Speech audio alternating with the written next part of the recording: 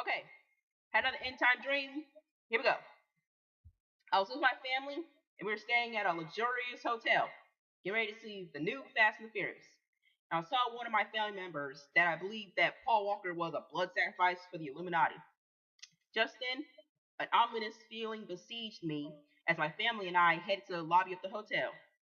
Some eerie music crept into the dream, sounding as a tentative cat patting along the keys of a piano. I made my way past the front desk when the dream morphed.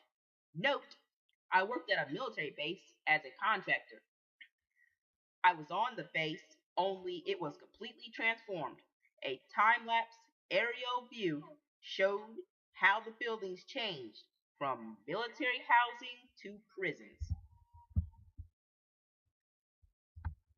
Suddenly, I was making my way into one of the buildings, everything being familiar to me.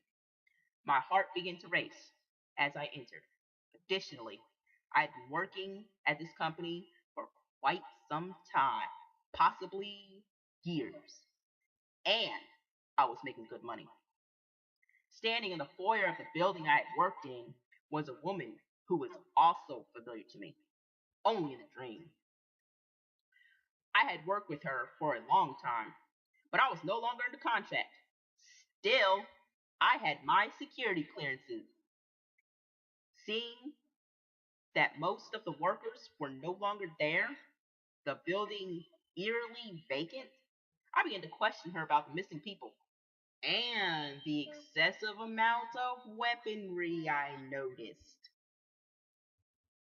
The woman, who was white with dirty blonde hair, gave me this peculiar look, tilting her head to the side.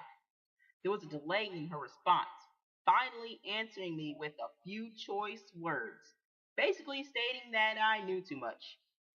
I lied and told her that I also knew how to keep my mouth shut and that I only cared about the money. I could tell that she didn't believe me as she moved to a computer that was mounted on the wall, her fingers tiptoeing over the keys. She must have thought that I didn't know what she was doing, but I did.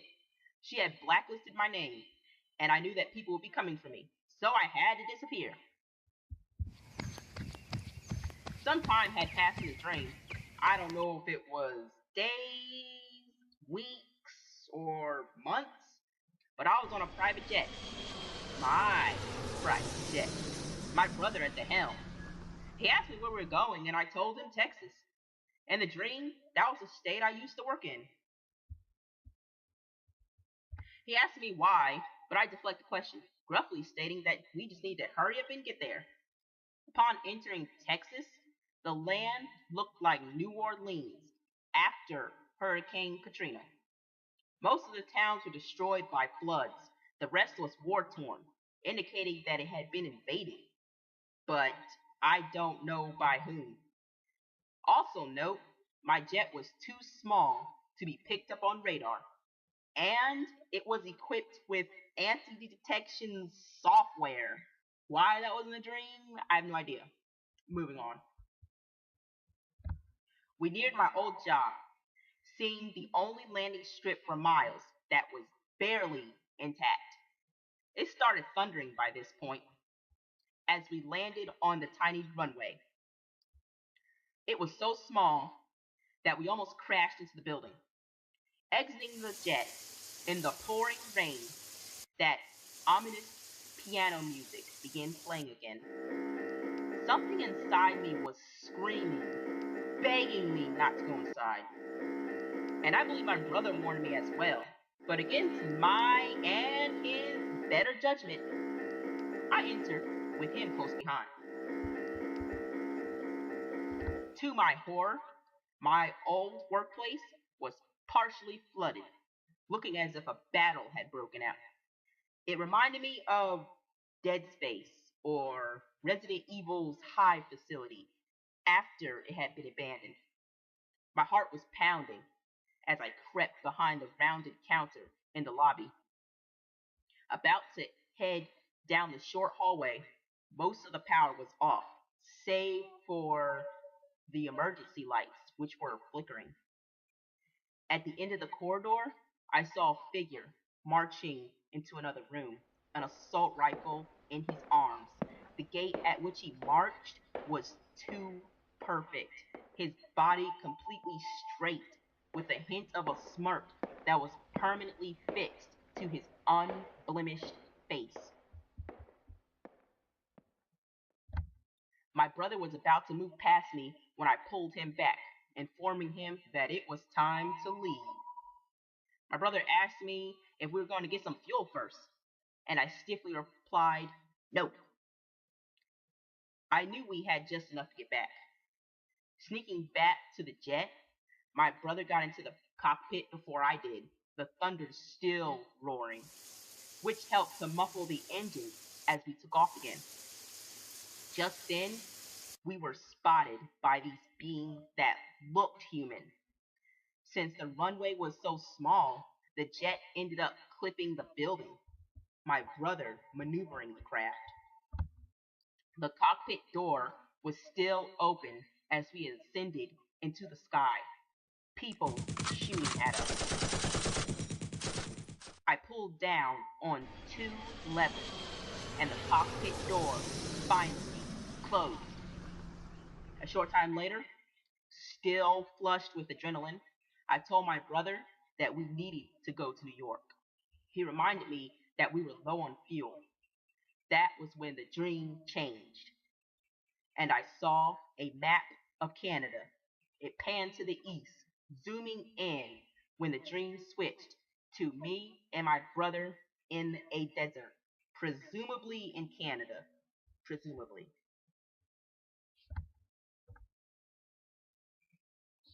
We were at a camp, talking with the leaders of the resistance. They were of various nationalities. The main person I was speaking with was a Middle Eastern man.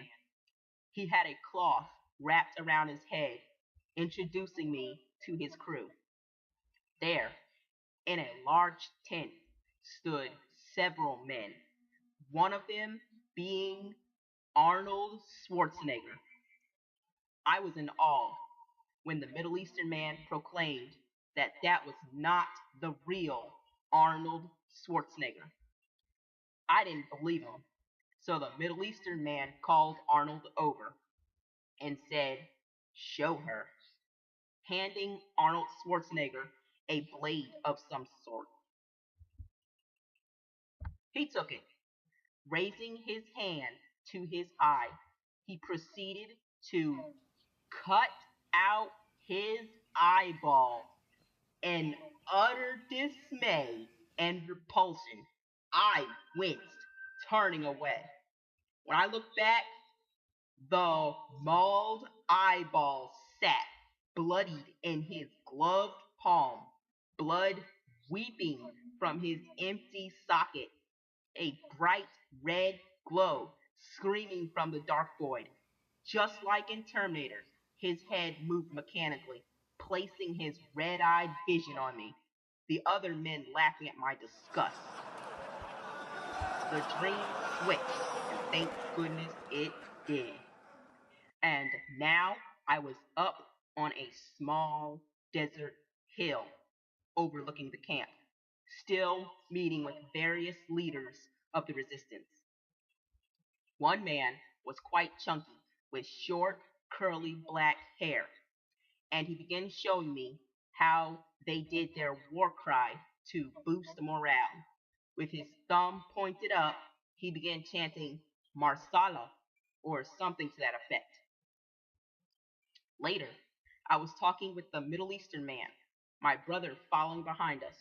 I told the man that I needed to go to New York to speak with Congress about Texas.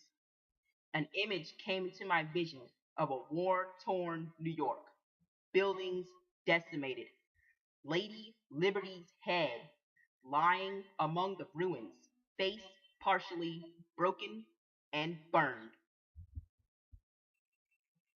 The dream switched back to the Middle Eastern man saying, "Don't go to New York," his face looking ill, begging me with his eyes. I met his gaze with determination, saying, "I'm going." The end.